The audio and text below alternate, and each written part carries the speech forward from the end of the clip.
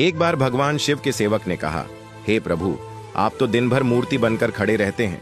एक दिन मुझे आपकी जगह खड़े होने दीजिए, आप आराम से घूम आइए।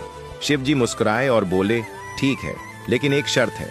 मंदिर में जो भी आए और जो कुछ भी कहे, तुम्हें बस सुनना है, जवाब नहीं देना है। सेवक ने शर्त मान ली और भगवान ने सेवक को अपने जैसा मूर्ति का रूप देकर मंदिर में खड़ा कर दिया, ताकि वह बिल्कुल भगवान जैसा दिखाई दे।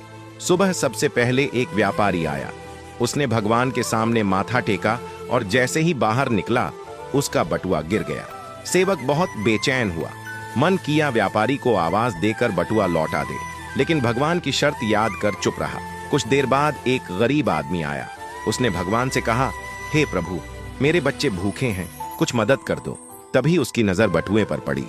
उसने भगवान को धन्यवाद दिया और बटुआ उठाकर चला गया।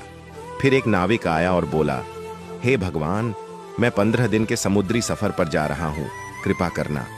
वह जैसे ही बाहर निकला, पुलिस आई और उसे बटुआ चोरी करने के इल्जाम में पकड़ लिया।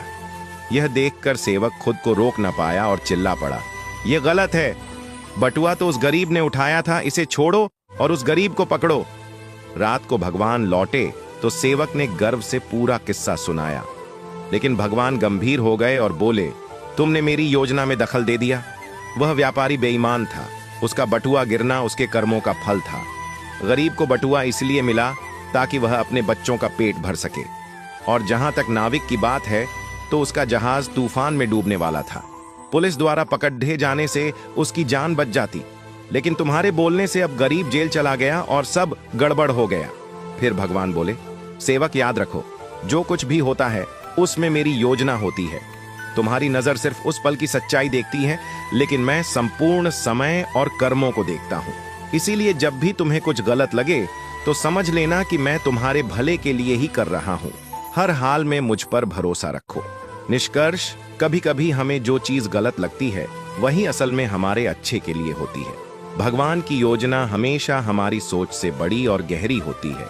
इसलिए हर हालात में भगवान पर भरोसा बनाए रखना चाहिए, क्योंकि जो भी होता है वह हमारे अच्छे के लिए ही होता है।